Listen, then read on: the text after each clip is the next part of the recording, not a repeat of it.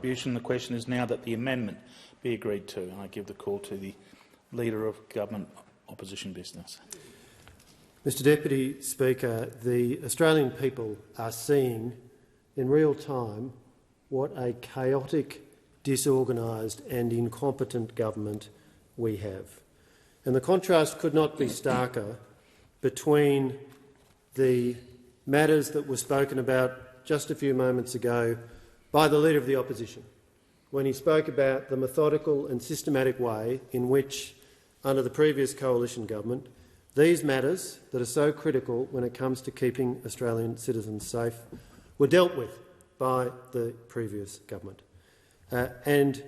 as a consequence of that methodical, systematic approach, the necessary measures were taken to keep Australian citizens safe, to manage in an appropriate way our migration processes,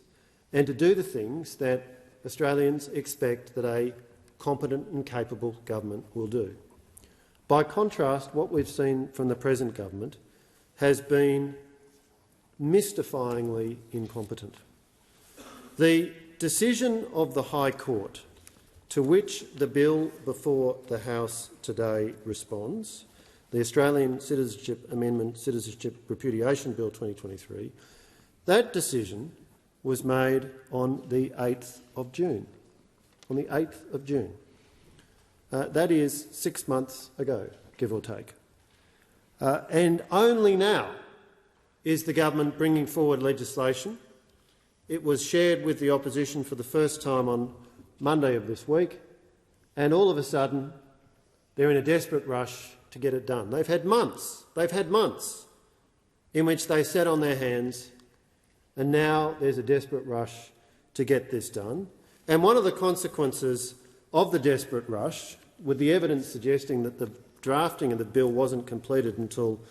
as I understand it, sometime over the weekend, one of the consequences of that desperate rush is that this bill does not actually deal with the circumstances of Mr Benbricker, the person after whom the High Court judgment was named, one of the parties. It does not deal with historical cases like those of Benbricker and others, and will only deal with future terrorism cases. That is but one of many serious problems the opposition has identified with this bill in the brief time that we have had to consider it, including the brief time we've had to consider the revised version of it that was provided to the opposition this morning. But of course, I think another very obvious question that Australians might have is, if the government had not been caught flat-footed in relation to another High Court case, leading it to release into the community a number which now stands at well over 100, indeed 141 hardened criminals, if the government had not been caught flat-footed, without a contingency plan, and had not been so embarrassed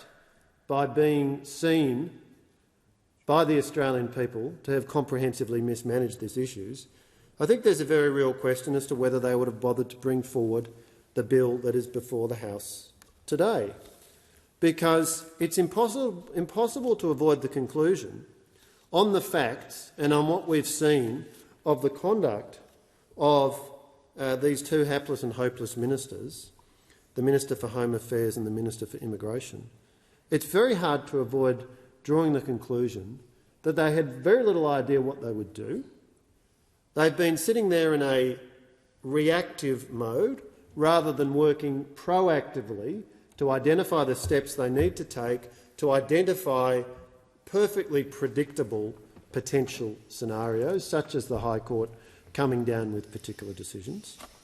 But instead of preparing in a proactive fashion, they've sat there in a flat-footed fashion and they've been caught out, and the Australian people have seen just how incompetent this government is, just how reactive this government is. And what is very troubling is the scale of the threat to public safety as a consequence of what we have seen happen with some 141 to date hardened criminals released into the community, and the contrast between the calm, sober, methodical management of these issues when the current Leader of the Opposition had ministerial responsibility and when other ministers had responsibility under the previous coalition government. And the chaos that we are seeing now is very striking and should trouble, I think, every Australian.